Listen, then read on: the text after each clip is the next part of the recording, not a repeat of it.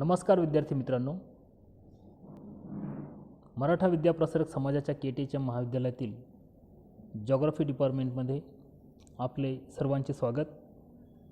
TYBAच्या या वर्गात भारताचा प्रादेशिक भूगोल या विषयाच्या अंतर्गत geopolitical importance of Indian Ocean, Hindi महासागराचे भूराजनैतिक महत्त्व या टॉपिकवर आज आपण चर्चा करणार आहोत। मागच्या लेक्चरमध्ये भारताचे स्थान आणि विस्तार याविषयी आपण सविस्तर चर्चा केली। जगाच्या पाठीवर नक्की भारत कोठे आहे आणि भारताला मिळालेले क्षेत्रफळ, भारताला मिळालेला नकाशा, त्याची लांबी रुंदी, त्याचा विस्तार, त्याचबरोबर अक्षवृत्तीय रेखावृत्तीय विस्तार या सगळ्या गोष्टींची आपण चर्चा केली। एवढंच नाही तर भारताचे जी भूसीमा असेल, सागरी सीमा असेल, भारताचे शेजारी असतील, तर या सर्वांची चर्चा आपण मागच्या लेक्चरमध्ये केली। हिंदी महासागर हा असाच एक महत्त्वाचा महासागर भारताच्या शेजारी आहे आणि त्याचे वाढते भूराजनैतिक महत्त्व हे नक्की काय आहे याविषयी आपण सविस्तर चर्चा करणार आहोत। बघा, या हिंदी महासागरात जो त्याचा विस्तार जर आपण पाहिला तर उत्तरेला आशिया खंड, पश्चिमेला आफ्रिका खंड, पूर्वेला ऑस्ट्रेलिया खंड, दक्षिणेला अंटार्क्टिका खंड यांच्या दरम्यान असलेला एक महत्त्वपूर्ण महासागर म्हणून हा ओळखला जातो। जगातील एकूण 20% पाणी या महासागरात आहे आणि पॅसिफिक ओशन, अटलांटिक ओशन यानंतर जगातील सर्वात मोठा 3ऱ्या क्रमांकाचा महासागर म्हणून या महासागराला ओळखलं जातं। तसेच या हिंदी महासागरातील इतर देशांचे वाढते सैनिकीकरण जर आपण पाहिले तर हा भारताच्या दृष्टीने चिंतेचा विषय बनलेला आपल्याला पाहायला मिळतो, कारण या सैनिक धोरणाचा भारताच्या सुरक्षिततेवर तसेच हितसंबंधावर विपरीत परिणाम होताना आपल्याला दिसत आहे। यामध्ये शांतता प्रस्थापित व्हावी म्हणून भारताने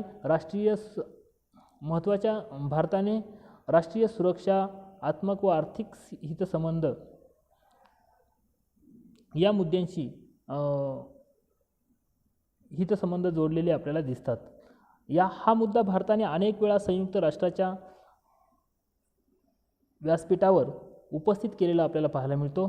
तसेच अलिप्तवादी व राष्ट्रांच्या माध्यमातून देखील भारताने या क्षेत्रात शांतता व्हावी यासाठी आपली भूमिका ठाम बजावलेली आपल्याला दिसते।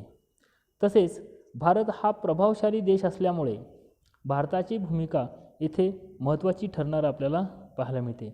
एकूण क्षेत्रफळ जर आपल्याला पाहिलं तर जवळजवळ 7,35,56,000 इतके मोठे क्षेत्रफळ, चौरस किलोमीटर क्षेत्रफळ या हिंदी महासागराने व्यापलेले आपल्याला दिसते। हिंदी महासागराची उत्तर सीमा ही पार्शियन आखातापर्यंत, तर दक्षिण सीमा ही दक्षिणेकडील असलेला जो महत्त्वाचा सागर आहे त्याला दक्षिण ध्रुव सागर ही असल्याचे आपल्याला दिसते। त्याचबरोबर ऑस्ट्रेलिया, आफ्रिका याच्या दरम्यान भारताची या हिंदी महासागराची रुंदी जर आपण पाहिली तर 10,000 किलोमीटरच्या आसपास ही रुंदी आपल्याला दिसते।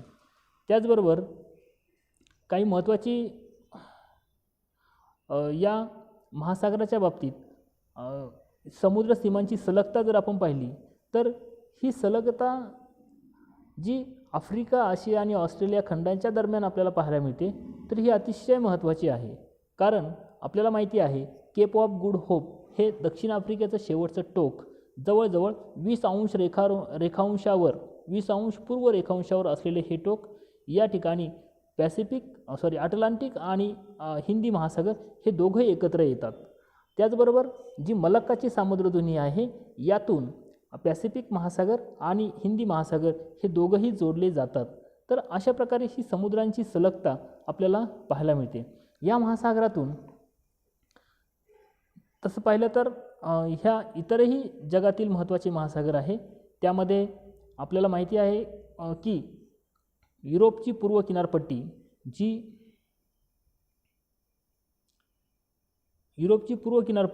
जी या ठिकाणी आहे पश्चिम किनारपट्टी आणि अमेरिकेची पश्चिम किनारपट्टी जी या ठिकाणी आहे, यामध्ये सर्वात जास्त वाहनांची वर्दळ किंवा जहाजांची वर्दळ आपल्याला पाहायला मिळते. सर्वात जास्त फ्रंट टू फ्रंट जहाज वाहतूक या जलवाहतूक या ठिकाणी चालते.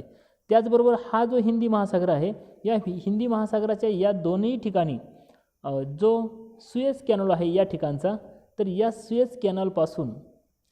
कॅनल यामधून सर्वात मोठी वाहतूक ही युरोपियन राष्ट्रांची चालताना आपल्याला पाहायला मिळते आणि त्याचा एक चांगला असा परिणाम हा या वाहतुकीवर झालेला आपल्याला दिसतो.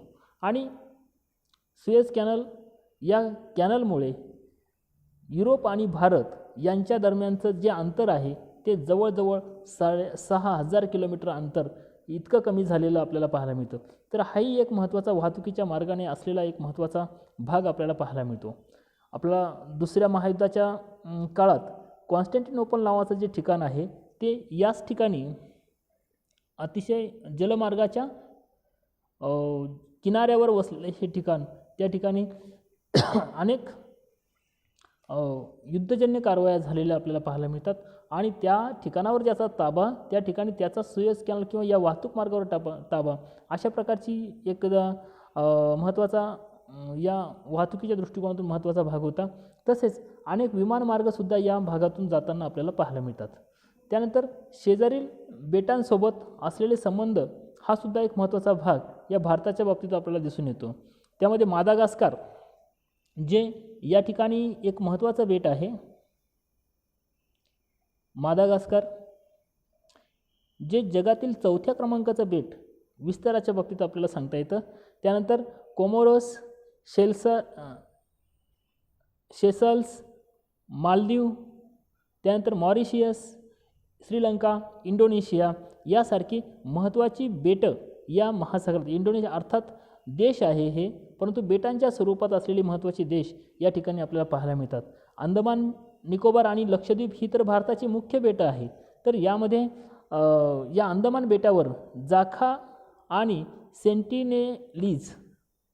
सेंटिनेलीज या जमातीसह असंख्य जमाती या बेटावर असल्याचे आपल्याला पाहायला मिळतात. म्हणजेच काय की ज्या बेटांच्या बाबतीत आपण जो विचार करतो की या बेटांचा नक्की भारतासाठी काय उपयोग, तर हिंदी महासागरातील एक महत्त्वाचे थांबे म्हणून या बेटांना आपल्याला ओळखता येतं. एकेकाळी हिंदी महासागर हा दुर्लक्षित प्रदेश होता. अलीकडच्या काळात औद्योगिक, व्यापारी तसेच आर्थिक परिस्थिती, राजकीय अस्थिरता, राजनैतिक तसे भूराजनैतिक आणि लष्करी डावपेच यांच्या दृष्टीने या प्रदेशाला विशेष महत्त्व प्राप्त झालेले आपल्याला दिसते. किनारी देशांबरोबरच नेपाळ, भूतान, अफगाणिस्तान तसेच खंडांतर्गत असलेल्या अनेक देशांशीही हिंदी महासागरातील राजकारण आणि व्यापार यामध्ये विशेष रस असलेला आपल्याला पाहायला मिळतो.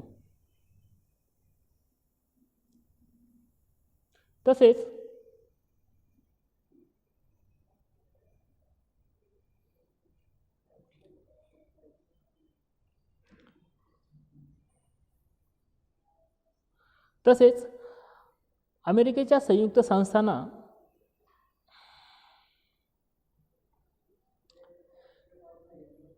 या हिंदी महासागरातून जाणारे जे मार्ग हे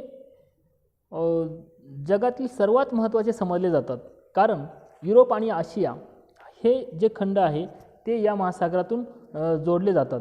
तसेच शीतयुद्धाच्या समाप्तीनंतर 1993च्या आसपास काही महत्त्वाच्या युद्धजन्य कारवाया या महासागरामध्ये झाल्या.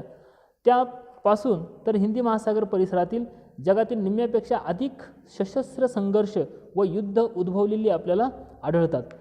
या प्रदेशातील अण्वस्त्रधारी भारत आणि पाकिस्तान यांची या प्रदेशात वर्चस्वासाठी असलेली स्पर्धा आणि दहशतवादी कारवायांसाठी होणारा महासागराचा उपयोग हे महत्त्वाचे लक्षवेधी झालेले आपल्याला दिसून येतात. त्याचबरोबर या महासागरामध्ये काही महत्त्वाच्या देशांचे अस्तित्वाची स्पर्धासुद्धा आपल्याला पाहायला मिळते. अमेरिकेच्या संयुक्त संस्थानाचे पूर्वीपासून या महासागरात नाविक तळ तसेच लष्करी आरमार आपल्याला पाहायला मिळते. त्यांचा इराक, अफगाणिस्तान यांच्यातील या देशांतील असलेला हस्तक्षेप आपल्याला माहिती आहे. इस्लामी दहशतवाद, आफ्रिकेची शृंगभूमी प्रदेशातील वाढती चाचेगिरी आपल्याला माहिती आहे. आणि चीन या प्रदेशातील चीनचा वाढता हस्तक्षेप, घटते मत्स्य संसाधन इत्यादी या प्रदेशातील नाजूक व गुंतागुंतीचे प्रश्न असल्याचे आपल्याला पाहायला मिळतात. जगातील सागरी मार्गाने होणाऱ्या खनिज तेलाच्या वाहतुकीपैकी जवळजवळ 80% वाहतूक एकट्या हिंदी महासागरातून होते. आणि त्या दृष्टीने हॉर्मझ, मलक्का, बाब एल मांदेब या सामुद्रधुनी अतिशय महत्त्वाच्या आहेत. त्यामुळे जगातील अनेक देशांचे हितसंबंध या महासागराशी जोडलेले आपल्याला पाहायला मिळतात. मलक्का सामुद्रधुनी आपल्याला माहिती आहे इंडोनेशियाच्या बाजूला. अमेरिकेच्या संयुक्त संस्थानांनी या प्रदेशातील लष्करी हालचालीवर लक्ष ठेवण्यासाठी बहरीन येथील आरमार तळ आणि दिएगो गार्सिया येथील नौसेना तळ, हवाई व नौसेना तळ हे ठेवलेले आपल्याला पाहायला मिळतात. आणि त्यामुळे या हिंदी महासागरात कायमचं वर्चस्व असावं अशा प्रकारचा एक अमेरिकेचा मानस असल्याचा आपल्याला दिसून येतो. आणि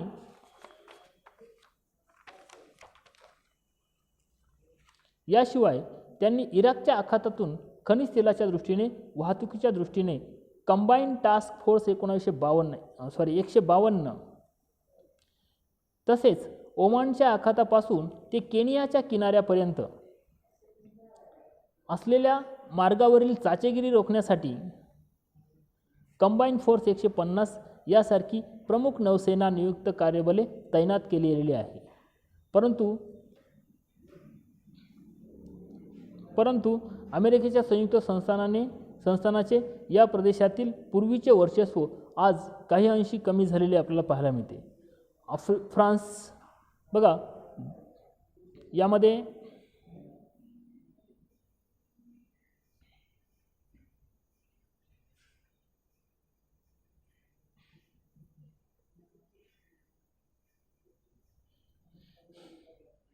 यामध्ये फ्रान्सची उत्तर व नैऋत्य भागातील उपस्थिती महत्त्वपूर्ण मानली जाते. आणि या देशाने जिबूती, रेयुन बेटे आणि अबुधाबी येथे आपले नौसेना स्थळ स्थापलेले आपल्याला दिसून येते.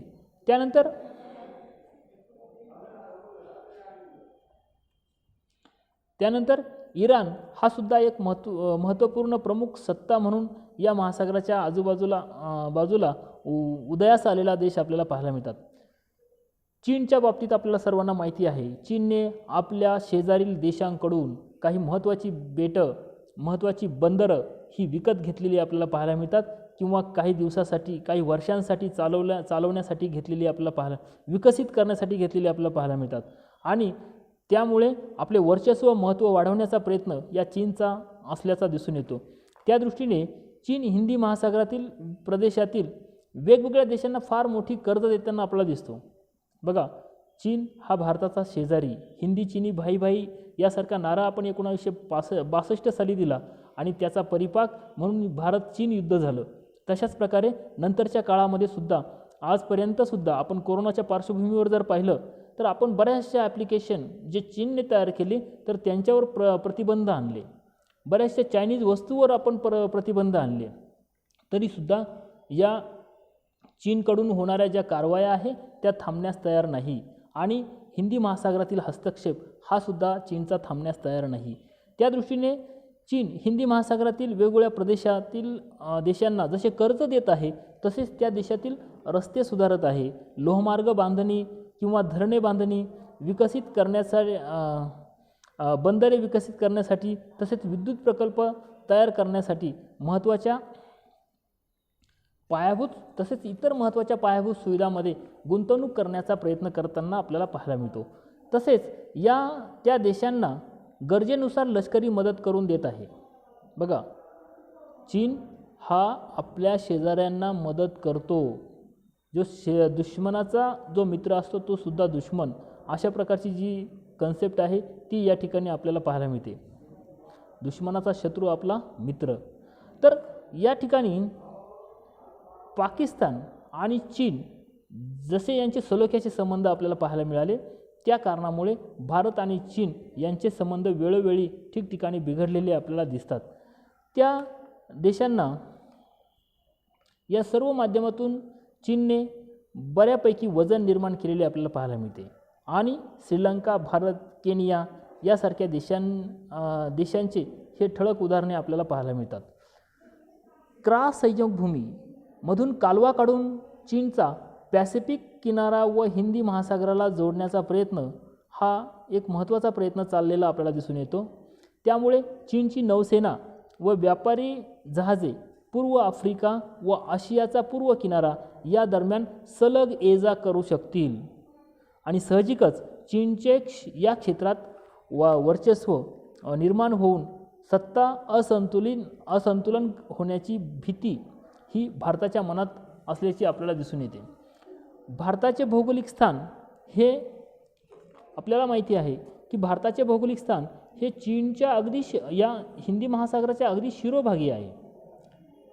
अगदी शिरोभागी म्हणजे अगदी या ठिकाणी हा भारत इकडे म्हणजे त्याच्या दक्षिणेला संपूर्ण हा चीनचा हिंदी महासागर आहे आणि चीनची त्या ठिकाणी महत्त्वाची हालचाल चाललेली आपल्याला पाहायला मिळते. भारताचे आर्थिक, व्यापारी, राजकीय, लष्करी व राजनैतिक संबंध या महासागराशी निगडीत आहे. त्यामुळे भारताच्या दृष्टीने तर या महासागराला अनन्यसाधारण महत्त्व असल्याचं आपल्याला दिसून येतं.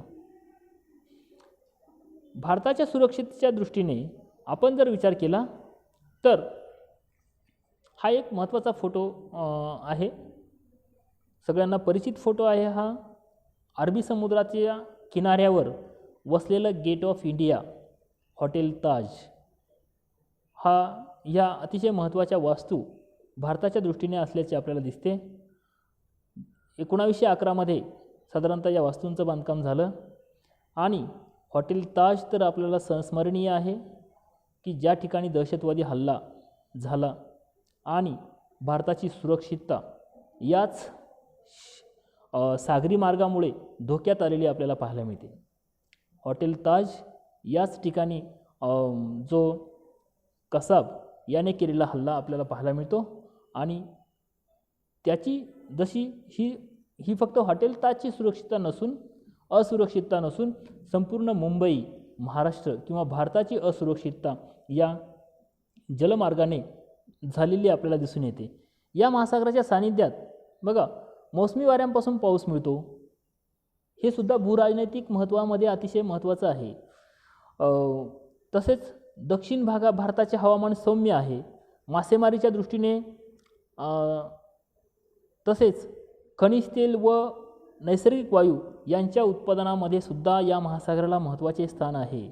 बॉम्बे हाय नावाचं क्षेत्र हे अतिशय महत्त्वाचं क्षेत्र हे भारताच्या ताब्यात किंवा भारताच्या जवळ मुंबईच्या जवळ किनाऱ्याच्या समुद्राच्या भागामध्ये जवळजवळ 200 किलोमीटर अंतरावर असलेलं महत्त्वाचं क्षेत्र हे या ठिकाणी आहे.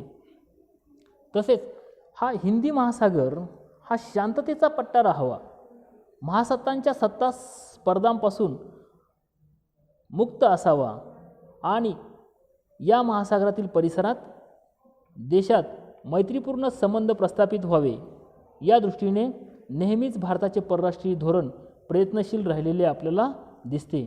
हिंदी महासागर परिसरात विशेषतः भारताच्या शेजारील राष्ट्रांमध्ये चीनचा वाढता प्रभाव हा भारताच्या दृष्टीने चिंतेचा विषय बनलेला आपल्याला दिसतो. ग्वादर नावाचं बंदर तुम्ही ऐकलं असेल की या ठिकाणी सुद्धा चीनने या बंदरापासून तर अगदी काश्मीरच्या पाकव्याप्त काश्मीरमधून हा रस्ता मार्ग चीनमध्ये नेला पाकिस्तानमधून, तर हा सुद्धा भारताच्या दृष्टीने चिंतेचा विषय आहे.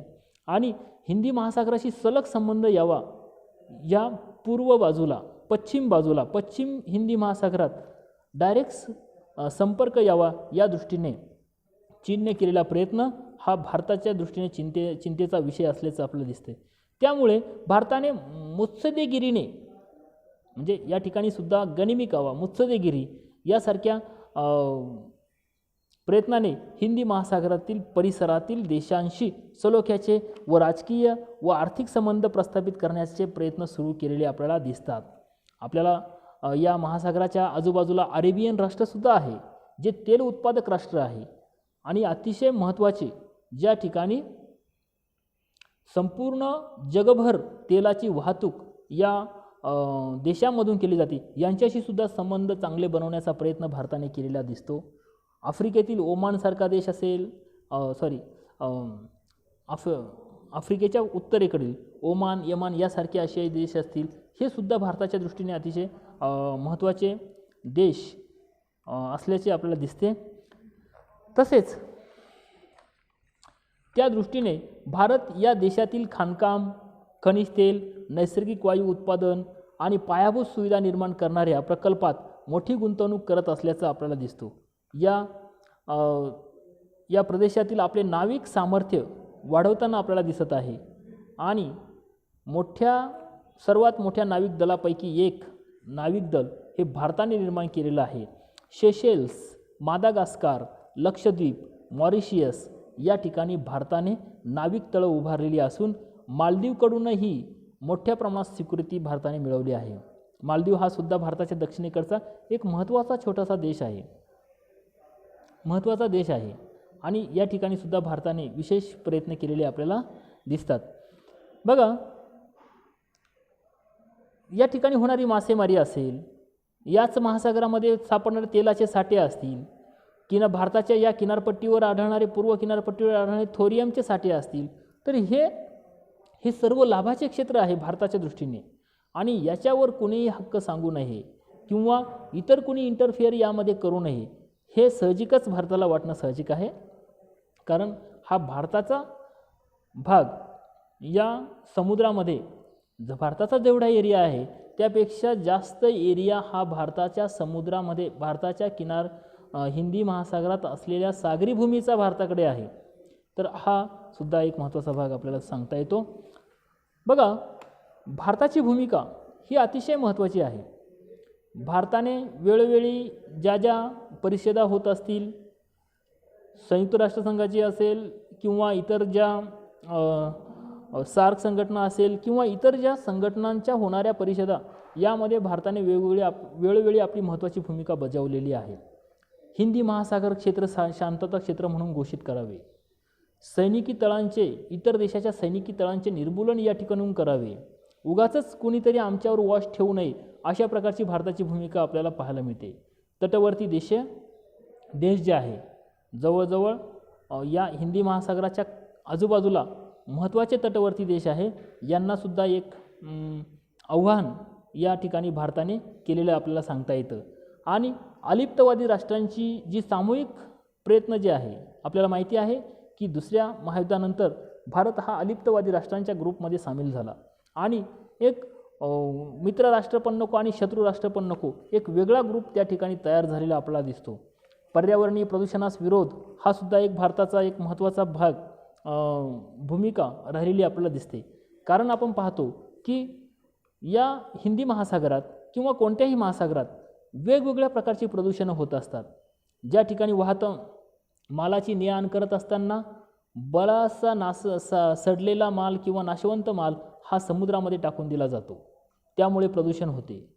किंवा मासेमारीच्या वेळेसुद्धा अनेक मासे ही उगाचच म्हणजे काही प्रकारच्या केमिकलमुळे हे दगावली जातात आणि ते सुद्धा एक प्रकारचे प्रदूषणास कारणीभूत ठरतात. बघा, तेल वाहतुकीमुळे अनेक तेल जहाजांची गळती होते, हे सुद्धा वाहतुकीस कारणीभूत ठरतात, प्रदूषणास कारणीभूत ठरतात. अण्वस्त्रमुक्त हिंदी महासागर ही सुद्धा एक महत्त्वाची कन्सेप्ट या ठिकाणी आपल्याला सांगता येते. कारण बऱ्याचशा चाचण्या ज्या अण्वस्त्र चाचण्या ज्या आहे, अणुचाचण्या ज्या आहे, त्या महासागराच्या अंतर्गत भागात केल्या जातात, जेणेकरून कुठल्याही प्रकारचा अपाय होणार नाही किंवा मानवी जीवितहानी कुठल्याही प्रकारची होणार नाही. या दृष्टीने महासागराच्या तळाशी जाऊन सुद्धा अण्वस्त्र चाचण्या केल्या जातात, परंतु हे महासागरीय पर्यावरणास अतिशय घातक आहे आणि म्हणून अण्वस्त्र मुक्त हिंदी महासागर व्हावा हा एक महत्त्वाचा भाग या ठिकाणी आपल्याला भारताच्या दृष्टिकोनातून सांगता येतो. बघा, 16व्या शतकात पोर्तुगीजांचे आगमन ज्यावेळेस झाले तेव्हापासून या प्रदेशात पश्चिमी सत्तांचे असलेले वर्चस्व आता कमी होताना दिसत आहे. अरबी समुद्राला पडणारं जे नाव आहे अरबी, हे अरबी राष्ट्रांशी असलेला भारताचा व्यापार या कारणावरून आपण त्याला अरबी समुद्र म्हणतो. आणि या ठिकाणी जसं पूर्वीपासून पोर्तुगीजांचं जे किंवा युरोपियन राष्ट्रांचं जे आगमन होतं तर त्या ठिकाणी ते कमी झालेलं आता वर्चस्व आपल्याला पाहायला मिळतं. अमेरिकेची संयुक्त संस्थाने यांनी मात्र आपले वर्चस्व कायम ठेवण्याचा आटोकाट प्रयत्न केलेला आपल्याला पाहायला मिळतो आणि ते कमी झाल्यास तेथील दीर्घकालीन आर्थिक हितसंबंध अडचणीत येण्याची व सत्ता समतोल बिघडण्याची धास्ती या संयुक्त संस्थानाला आहे. या परिसरातील चीनचे वाढते सामर्थ्य रोखणे हे संयुक्त संस्थानापुढे मोठे आव्हान असल्याचे आपल्याला पाहायला मिळते आणि चीनची वाढती गुंतवणूक कमी करण्यासाठी तेथील देशांना चीनपासून दूर ठेवण्याचा एक महत्त्वाचा आव्हान या संयुक्त संस्थानासमोर असल्याचं आपल्याला पाहायला मिळतं. USA समोर पाकिस्तान हा भरवशाचा मित्र वाटत नसल्यामुळे अलीकडच्या काळात संयुक्त संस्थानाने त्या दृष्टीने भारताशी मैत्रीपूर्ण संबंध ठेवण्याचा प्रयत्न केलेला आपल्याला पाहायला मिळतो. अशा अनेक बाबींवरून भविष्यात जागतिक तसेच प्रादेशिक स्तरावर राजनैतिक सत्ता संघर्षाचे व लष्करी डावपेचांचे मध्यवर्ती केंद्र हिंदी महासागर परिसरात राहील अशी शक्यता वर्तवली जात आहे.